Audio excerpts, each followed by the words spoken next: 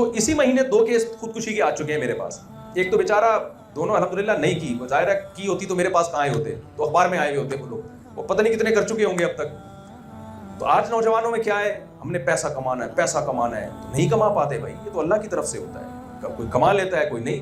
تو آپ کیوں قناعت سے کام نہیں لیتے, اپنی خواہشات کو محدود کیوں نہیں کر لیتے؟ آپ کیوں نہیں کہہ لیتے کہ اگر میرے پاس پیسے نہیں ہیں تو کوئی بات نہیں, میں رکشے میں چلا جاؤں. دیکھیں جو رمضان میں آپ کو روزہ میں کھانا پینا چھڑوایا جا رہا ہے نا, تو اللہ نے اس کی حکمت یہ نہیں بتائی ہے تاکہ تمہارے اندر کم کھانے کی عادت پیدا ہو جائے, یہ حکمت نہیں بتائی. اللہ نے حکمت بتائی لعلکم تتقون, ہر قسم کی خواہش کو کنٹرول کرنے کی عادت پیدا ہو جائے. اگر تمہارے یہ خواہش ہے کہ تمہیں لینڈ کروزر میں گھومنے کا شوق ہے اور پیسے نہیں ہے, تو تمہیں اپنی اس خواہش پہ کنٹرول کرنے کی عادت پڑ جائے. اگر تمہاری یہ خواہش ہے کہ میں 1 کروڑ روپے مہینے میں کمایا کروں اور نہیں کما پا رہے, تو تمہیں اپنے اس خواہش پہ کنٹرول کرنے کا تمہارے اندر طاقت پیدا ہو جائے. جتنا ہے اس پہ راضی ہو جاؤ. کھانا چھڑوایا جا رہا ہے, مقصد صرف کھانا چھڑوانا نہیں ہے, مقصد ہے آپ کو آپ کی مرضی کے خلاف چلنے کی عادت پڑ جائے. میں سمجھا پا رہا ہوں اپنی بات کی نہیں سمجھا پا رہا؟ تو اب کرنا کیا ہے رمضان میں؟ آخری بات, یہ رمضان اس جذبے سے گزارنا ہے کہ میں نے اپنی خواہشات کو کنٹرول کرنا. اچھا یہ بھی ایک اسلام کا حسن ہے. دنیا میں بہت سے مذہب ایسے ہیں جو آپ سے آپ کی ہر حلال خواہش چھڑوا دیتے ہیں. ہندوؤں میں آپ نے دیکھا ہوگا کرالنگ کرتے ہوئے جا رہے ہیں, لمبی لمبی, کپڑے نہیں پہن رہے اور گوشت نہیں کھا رہے. ایک صحابی نبی کے پاس آئے, یا رسول اللہ, حضرت عائشہ سے فرمایا کہ میں تو کبھی بھی زندگی میں گوشت نہیں کھاؤں گا, اس لیے کہ یہ تو لذیذ چیز ہے, تو اپنی خواہشات کے خلاف چلوں گا.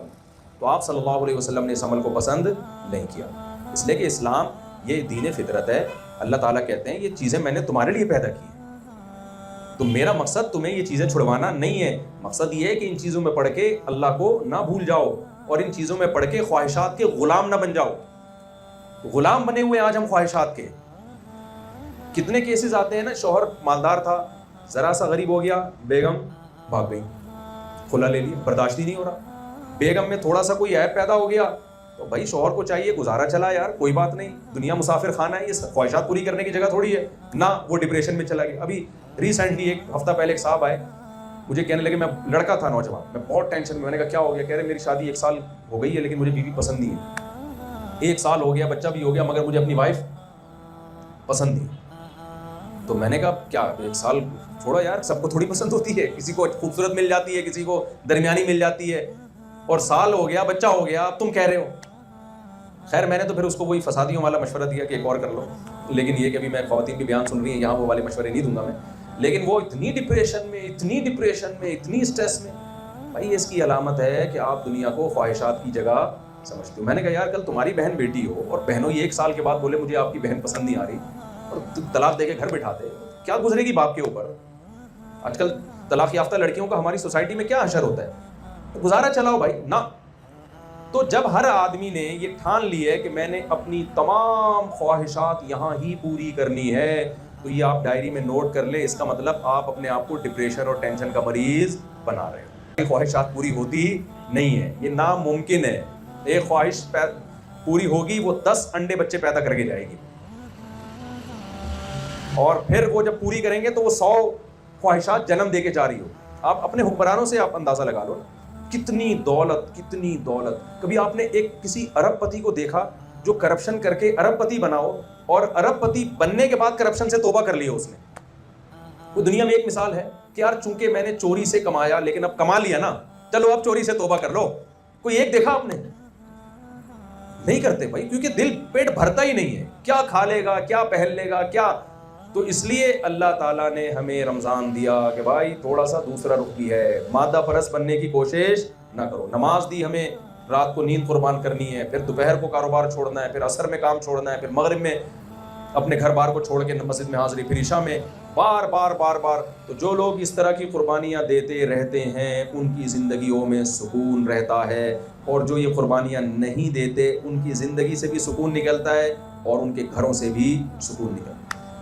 میرے پاس جو گھروں میں زیادہ تر بے سکونی کے کیسز آتے ہیں وہ ان گھروں میں زیادہ آتے ہیں جن کے پاس سکون کی تمام چیزیں میسر ہیں. ماں باپ نے بچوں کی ہر خواہش پوری کی ہوتی ہے, ان سے قربانیاں دلوائی نہیں ہوتی جو اللہ اس کے رسول نے حکم دیا جن قربانیوں.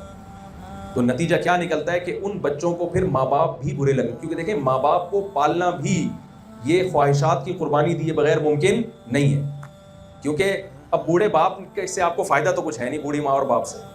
تبھی تو گوروں نے کیا کیا, ابا 60 سال ہوتے ہی اولڈ ہاؤس ان کا مقدر ہے. وہ کہتے ہیں یار لائف کو انجوائے کرنے میں کباب میں جو اس زندگی کی کباب میں سب سے بڑی ہڈی ہے, گورا کہتا ہے وہ ہمارے ابا اور ہماری اماں ہیں. کبھی گوروں نے ابا اور اماں کے لیے کیا رکھے ہوئے ہیں, بول لینا آپ لوگ, اولڈ ہاؤس رکھے ہیں. کہتے ہیں یار جب ہم پیدا لائف کو انجوائے کرنے کے لیے ہوئے ہیں تو یہ کباب میں ہڈی کھانسیں گے, کیا کریں گے ہمارے, وہ نچوڑنا تھا وہ تو نچوڑ لیا نا بچپن میں ابا اماں کو اس نے. تو ماں باپ کو بھی وہی رکھے گا بڑھاپے میں جس کو اپنی خواہشات پہ کنٹرول ہوگا, وہ غیرت اور حمیت کی بیس پہ قربانی دے گا. میں ایسے ایسے لوگوں کو جانتا ہوں 10 سال سے ابا کو لقوا ہوا ہے, کوما میں گئے ہوئے ابا سوری, اور 10 سال ہو گئے وہ بیڈ پہ بیٹا ان کی خدمت کر رہا ہے. تو یہ جب یہ جب آپ اپنے بچوں کے اندر قربانی کا جذبہ پیدا کریں گے, ان سے روزے رکھوائیں گے, ان سے تلاوت کروائیں گے, ان سے نماز ٹائم پہ پڑھوائیں گے, اور پھر ان سے اپنی خدمت بھی کروائیں گے. یہ بھی شریعت کا حکم ہے کہ اپنی اولاد سے آپ ابھی سے اپنی خدمت لیں تاکہ ان میں خدمت کا جذبہ پیدا ہو. آج ماں باپ بچے کی ہر خواہش پوری کر کر کے بچے کو بگاڑ دیتے ہیں. وہ بچہ پھر بڑے ہو کر آپ کی خدمت نہیں کرے گا, وہ چاہے گا جو چیز بھی میری خواہش میں رکاوٹ بن رہی ہے میں ان تمام چیزوں کو اپنی زندگی سے نکال. تو اس رمضان میں اب کیا کرنا ہے, پہلی بات ایک ڈائری لے کے نا جو بھی ہماری زندگی میں گناہ ہے وہ تمام گناہوں کی ایک فہرست بنائیں. بھائی میں یہ بھی غلط کرتا ہوں, میں یہ بھی غلط کرتا ہوں, میں یہ بھی غلط کرتا ہوں. مثال کے طور پر کسی کو نشے کی عادت پڑ گئی ہے, بھائی میں یہ غلط کرتا ہوں, یہ نشہ ہے, تو میں نے اس رمضان میں اس نشے کو چھوڑنا ہے. میں شراب پیتا ہوں, یہ غلط ہے, میں نے رمضان میں اس نشے کو چھوڑنا ہے. اور میں تو مشورہ دیتا ہوں سگریٹ بھی چھوڑ دو, حرام نہیں ہے لیکن کوئی حلال طیب بھی نہیں ہے. جب ایک چیز کا جو سگریٹ پینے والے ہیں نا, یہ پتہ ہے کیا کہتے ہیں, کہتے ہیں ہمیں سگریٹ پی کے سکون ملتا ہے. ہم بے سکونی میں ہوتے ہیں, جب ہم سگریٹ پیتے ہیں تو کیا مل جاتا ہے, ذرا میرے ساتھ بولے نا آپ لوگ, بے سکونی میں ہوتے ہیں, جب پیتے ہیں تو سکون میں آ جاتا ہے. بھائی وہ بے سکونی میں ہوتے ہی اس لیے ہو کہ پیتے ہو, نہیں پیو گے تو پینے کے بعد جو سکون ملتا ہے نا وہ پیے بغیر بھی وہی سکون ملے گا تمہیں. میرا خیال ہے میں سمجھا نہیں پا رہا ہوں. یہ ایسا ہی ہے جیسے ہیروئن چی کہتا ہے میں جب نہیں پیتا تو ڈپریشن میں جاتا ہوں اور جب پیتا ہوں تو سکون میں آ جاتا ہوں. اس کا مطلب پینی چاہیے. تو اس کا مطلب جو نہیں پی رہے ہیں, جن کو عادت ہی نہیں ہے, وہ تو پھر ہر وقت ٹینشن میں رہتے ہوں گے. بھائی یہ تو تمہیں پینے کے بعد سکون مل ہی اس لیے رہا ہے کہ تم پیتے ہو. پینا چھوڑ دو گے تو تھوڑے دنوں تک ٹینشن میں رہو گے, اس کے بعد نارمل کنڈیشن میں آ جاؤ گے. تو کتنی بڑی معذرت کے ساتھ, کوئی حضرات یہاں بھی بیٹھے پیتے ہوں گے, لیکن ہے تو بہت پرلے درجے کی حماقت کی بات ہے یا نہیں ہے کہ ایک چیز کا کخ بھی فائدہ نہیں ہے, نہ اسے پی کے کوئی وائٹامنز مل رہے ہیں, کوئی منرلز مل رہے ہیں, کوئی انرجی مل رہی ہے, کچھ بھی نہیں مل رہا اسے پی کے آپ. اور ساری دنیا کے سارے ڈاکٹر کہہ رہے ہیں کہ بھئی یہ کینسر پیدا کرتی ہے, یہ کرتی ہے, یہ یوں کرتی ہے, اتنی بیماریاں ہیں اس کے اندر. وہ ایک چٹکلا ہے, کسی نے کہا کہ اگر پاکستانی قوم جو ہے نا اس کو سے سگریٹ چھڑوانی ہے تو سگریٹ کے ڈبے پہ لکھا ہوتا ہے نا, خبردار سگریٹ نوشی کینسر کا ذریعہ ہے. تو سگریٹ کے ڈبے پہ نا ایک آدمی گیا سگریٹ لینے کے لیے, پاکستانی تھا, تو اس پہ لکھا ہوا تھا خبردار سگریٹ نوشی مردانہ قوت کے لیے نقصان دہ, یہ لکھا ہوا تھا. تو فوراً واپس کرتا ہے, کہتا ہے وہ کینسر والی دے دے بھائی, تو یہ والی واپس لے لے, مجھے کون سی چاہیے, کینسر والی دے دے تو. تو کتنے لوگ ہمارے جاننے والوں میں مر چکے ہیں. اگر آپ رمضان میں سگریٹ چھوڑنا چاہیں تو یہ سگریٹ چھوڑنے کا بہترین بولیں موقع ہے, جان چھوڑ جائے گی. آپ بولے بھائی ایک مہینہ ہے ہی ٹینشن کا مہینہ, بس ٹینشن, خواہشات کے خلاف, تو پہلے سے جذبہ ہوگا تو چھوٹے گی, نہیں جذبہ ہوگا تو جو چرس پی رہا ہے وہ پیتا رہے گا, جو ہیروئن پی رہا ہے وہ پیتا رہے گا, جو شراب پی رہا ہے وہ پیتا رہے گا. اور ان نشے کی جتنی چیزیں ہیں اس میں قطعاً سکون نہیں. آج ہماری یونیورسٹیوں میں بھی ان چیزوں کو عام کیا جا رہا ہے, اسے تو ڈپریشن میں لے جاتی ہیں یہ چیزیں انسان کو. تو آپ ہمت کر کے اس مہینے میں جتنی بھی نشے کی چیزیں ہیں کسی بھی عنوان سے ہو, نیکوٹین ہو, اور بہت سے لوگوں کو بہت زیادہ چائے کی عادت پڑ جاتی ہے, ہر آدھے گھنٹے بعد چائے پی رہے ہیں, کافی پی رہے ہیں, چائے پاگل ہو جاتے ہیں. بہت ساری چیزوں پہ آپ کنٹرول کر سکتے ہو. پھر دوسری چیز, اس رمضان میں سب نے یہ ہمت کرنی ہے بھائی, ہم نے اپنے آپ کو قرآن مجید کی تلاوت کا عادی بنا. دیکھو سب قرآن کی تلاوت کرتے ہیں رمضان میں, ٹوٹا پھوٹا کر ہی لیتے ہیں, لیکن اس نیت سے نہیں کرتے کہ پورے سال کے لیے عادی بنانا ہے. یہی وجہ ہے کہ جہاں چاند نظر آیا وہ تلاوت اور قرآن ہمیشہ کے لیے غائب ہو گیا. تو جب آپ اس جذبے سے کرو گے کہ بھائی یہ ڈیلی روٹین ہوگی, یہ میری آج جو میں قرآن ہاتھ میں اٹھا کے تلاوت کر رہا ہوں, اب پورے سال تک میں نے یہ معمول بنانا ہے. تو بے شک 10 منٹ کے لیے ہو, 15 منٹ کے لیے. تیسرا کام کیا کرنا ہے, سب سے پہلے اسلام میں نماز ہے. آپ نے رمضان میں نماز پڑھنی ہے, اس لیے نہیں کہ رمضان ہے, اس لیے کہ بھائی مجھے 30 دن اپنے آپ کو نماز کی عادت ڈالنے کا موقع ملا ہے. مسجدیں بھری ہوئی ہوتی ہیں, رونق ہوتی ہے. تو اب میں اس نیت سے شروع کر رہا ہوں کہ اب یہ کام پوری زندگی کرنا ہے. میں سمجھا پا رہا ہوں اپنی بات؟ میڈیا ہے اس پہ بےہودگی, بے حیائی, جو طوفان بدتمیزی میڈیا پہ ہے, جو ایک بے حیائی کا طوفان ہے. آپ رمضان میں نیت کرو کہ میں نے اپنے آپ کو اس بے حیائی کے دلدل سے نکالنا. دیکھو اسلام میں ایک حلال ہے ایک حرام. حلال صرف بیوی ہے. آپ کی بیوی کے علاوہ جتنی عورتیں ہیں ان میں سے کوئی بھی آپ کے لیے حلال, بولے نا بھائی زبان سے, کسی بھی طرح سے. حدیث میں آتا ہے انسان کی آنکھیں بھی زنا کرتی ہیں, انسان کے کان بھی زنا کرتے ہیں, انسان کی زبان بھی زنا کرتی ہے. عورت سے آپ کا رشتہ کسی بھی طرح سے اس کی باڈی سے لذت حاصل کرنا, یہ اسلام میں اللیگل ہے. اللہ نے الا علی ازواجہم آپ کے لیے باؤنڈری بنا دی ہے. تبھی تو گوروں کا سارا خاندانی نظام کیا ہو گیا, تباہ و برباد ہو گیا. جانوروں میں اور انسانوں میں فرق ہی یہی ہے کہ جانوروں میں فزیکل ریلیشن ہوتا ہے, نکاح نہیں ہوتا. انسانوں میں نکاح ہوتا ہے. میں سمجھا پا رہا ہوں اپنی بات؟ تو یہ نیت کرنی ہے آپ. اور چوتھا کام یہ ہے کہ دیکھیں, یہ بس آخری بات بتا کے میں اپنے بیان کو ختم کر رہا ہوں. چوتھا کام یہ ہے کہ جتنی بھی برائیاں ہیں نا دنیا میں, اور جتنی بھی ناکامیاں ہیں, ان میں سب سے جو برائی ہے نا, جو تمام برائیوں کی جڑ ہے, وہ ہے کم ہمتی, سستی, کاہلی اور کم ہمتی. کتنے لوگ بہت کچھ کرنا چاہتے ہیں, ان سے ہو نہیں پاتا. وہی وجہ ہے, کم ہمتی کی وجہ بھی ہے خواہشات کے آگے اپنے آپ کو بچھا دیا ہوگا. کتنے لوگ ہیں وہ چاہتے ہیں ہم صبح جلدی اٹھا کریں, اٹھا ہی نہیں جاتا. کتنے لوگ ہیں جو چاہتے ہیں ہم خوراک پہ کنٹرول کریں, ہوتا ہی نہیں ہے. کتنے لوگ ہیں جو چاہتے ہیں کہ ہم اپنا وزن کم کریں, نہیں ہوتا ان سے. کتنے لوگ ہیں جو چاہتے ہیں کہ ہمارے اندر ایک غصہ ہے, چڑچڑا پن ہے, ہم اس پہ کنٹرول کریں, نہیں ہو پاتا ان سے. تو آپ رمضان میں کم ہمتی کے بجائے آپ نے اپنے اندر کیا پیدا کرنی ہے, ہمت. اتنی بڑی قربانی اللہ, آپ خود سوچیں نا کہ کیا عام دنوں میں آپ کے لیے پاسبل ہے کہ صبح 4 بجے اٹھ کے کھائیں اور پھر مغرب کے بعد کھائیں؟ پورے سال یا کتنے لوگ ہوں گے جنہوں نے نفلی روزے رکھے ہوں گے؟ میرا خیال 1% بھی بمشکل ہوں گے. تو جب اتنی بڑی ہمت کا کام اللہ آپ سے رمضان میں کروا رہا ہے, تو کیوں نہ اس ایک مہینے کو ایک ورکشاپ فرض کر لیں اپنے لیے آپ, جس میں آپ کی ٹریننگ ہو رہی ہے. اس میں اپنی زبان پہ کنٹرول کرنا ہے, غصہ نہیں کرنا. آج نوجوانوں کا بہت بڑا مسئلہ ہے, ذرا سی بات پہ ایسا اچھلتے ہیں, کودتے ہیں, چیختے ہیں, چلاتے ہیں. قرآن مجید میں اللہ نے لقمان علیہ السلام کی نصیحت کا تذکرہ کیا کہ انہوں نے اپنے بیٹے سے کہا کہ وَغْضُضْ مِن صَوْتِكَ, اپنی آواز کو ہلکا رکھو. مسلمانوں کے گھروں میں چیخنے چلانے کا ماحول نہیں ہوتا. اگر ہو رہا ہے تو غلط ہو رہا ہے. یہ ہر ایک چیخ رہا ہوتا ہے دوسرے کے اوپر. اور لقمان علیہ السلام نے کیا کہا, ان انکر الاصوات لصوت الحمیر. بیٹا دیکھو سب سے بری آواز کس کی ہوتی ہے, گدھے کی. میں اس کو اس طرح سے ایکسپلین کرتا ہوں کہ گدھے کی بات بری نہیں ہوتی, اسٹائل برا ہوتا ہے. دیکھیں گدھا وہی بات کر رہا ہوتا ہے جو گھوڑا کر رہا ہوتا ہے, جو بلی کر رہی ہوتی ہے. خوراک چاہیے نا, کیا یہی ہوتا ہے نا اس کو, بھائی مجھے بھوک لگ رہی ہے, خوراک چاہیے. بلی میاؤں میاؤں کر کے آرام سے بتا دے گی, گھوڑا تھوڑا سا ہنہنائے گا, سمجھ جائے گا بندہ. لیکن گدھا ذرا سی بات کو لیے کیا کرتا ہے, پورے پریشر سے ہوا بھرے گا اپنے اندر, پھر پورے پریشر سے نکالے گا, پھر پورے پریشر سے کھینچے گا, ایسا تماشا بنا کے پیش کرے گا. بھائی تو یہ بات آرام سے کر دیتا. میں ایک دفعہ کہیں کسی خطیب کو سن رہا تھا بیان میں. وہ بیان میں نا میں جب بیٹھا تو ایک تو مائک کی آواز بہت تیز تھی, پھر وہ اتنا گلا پھاڑ کے بیان کر رہے تھے کہ میرے کان بجنا شروع ہو گئے.